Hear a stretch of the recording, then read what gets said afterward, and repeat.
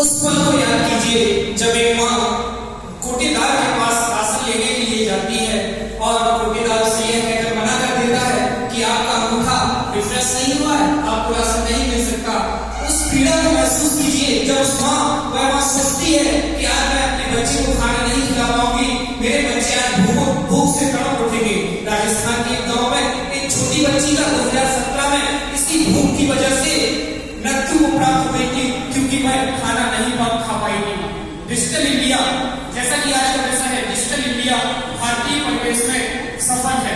Digital India का बस इतना सा प्रभाव है, डिजिटल इंडिया का बस इतना सा प्रभाव है, पहले अभावों में खुशियां थी, आज खुशियों का अभाव है।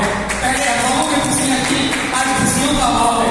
जिस देश में इंटरनेट रेंज तक चलता हो, जहां इंटरनेट की गति 2.5 पर Mbps हो, वहां यह कहना कि डिजिटल इंडिया भारतीय परिवेश में सफल है युक्ति संगत नहीं होगा। जिस देश में आज भी करोड़ों लोग ठेले लगाकर सामान बेचकर घूम घूम कर अपना जीवन यापन करते हैं, उस देश में डिजिटलाइजेशन को बढ़ावा देना सही बात है, लेकिन पहले उसके लिए हमें लोगों को डिजिटल साक्षर बनाना होगा। आज हमारे देश में अभी भी इंग्लिश बोलने वाले और कंप्यूटर चलाने वाले लोगों की संख्या में बहुत कमी है, जो कि डिजिटलाइजेशन को अपनाने के लिए बहुत जरूरी है। डिजिटल इंडिया के लिए जरूरत है तेज गति इंटरनेट की, क्योंकि ये इसका प्रमुख आधार है। अगर इंटरनेट ही नहीं होगा तब हम डिजिटलाइजेशन से कैसे जुड़ेंगे? इसके लिए सरकार ने ब्रॉडबैंड हाईवे तय किया था, जिसका उद्देश्य था देश के आखिरी घर तक इंटरनेट पहुंचाना। लेकिन महोदय, आज भी इसके लिए पब्लिक इंटरनेट एक्सेस प्रोग्राम चलाने थे, हर पंचायत स्तर पर पब्लिक इंटरनेट एक्सेस प्रोग्राम लाने थे, जो अभी तक नहीं हो सका है।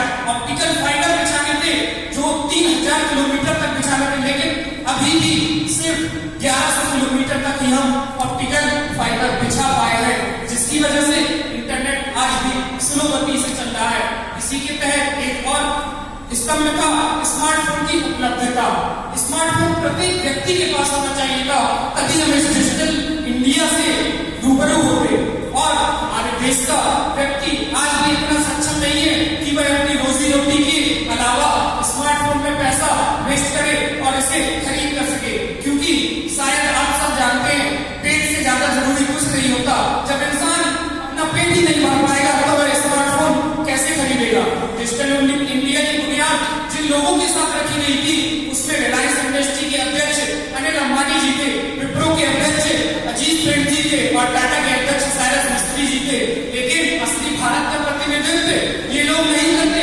असली भारत इस गांव में बसता है, जहां की जनसंख्या आज भी गरीबी रेखा से नीचे जीवन यापन कर रही है। राजस्थान, मध्य प्रदेश, यहाँ के सुदूरवर्ती इलाके, जहाँ के लोग 2 जून की रोटी के लिए भी मोहताज है, वह ई बैंकिंग, फ्री वाईफाई और आपके ऑप्टिकल फाइबर का क्या करेंगे? उन्हें तो फ्री रोटी या उनके पेट भरने के लिए साधन जरूरी है। जीवन स्तर सुधारने के लिए जरूरी होती है शिक्षा, प्राथमिक साधन। अगर ये मिलेंगे तभी हम अपने जीवन स्तर को ऊपर उठा पाएंगे। और जानते ही हैं आप, हमारे देश में अभी भी 26% महिलाएं और 35% पुरुष निरक्षर है। हमें पहले डिजिटल साक्षर बनाना होगा। जिस देश में अभी भी शौचालय और स्वच्छता के लिए लाउड स्पीकर से प्रचार करना पड़ता है, उस देश को कहना ये सही होगा क्या कि डिजिटल इंडिया भारतीय परिवेश में सफल है? ऐसी मानसिकता वाले लोगों को पहले डिजिटल साक्षर बनाना होगा, तभी हम यह कह पाएंगे कि डिजिटल इंडिया भारतीय परिवेश में सफल हो गया है। कहने के तो हम आज जानवरों से भी प्यार करते हैं, लेकिन उसे खुद के माँ बाप से प्यार करने का समय नहीं है, अपने रिश्तों को निभाने का समय नहीं है। उन्हें बताना चाहूंगा, जिस घर में बुजुर्ग नहीं रहता तब उसकी हालत क्या होती है। घर नहीं रहता, दहलीज नहीं रहती, दीवारों घर नहीं रहता,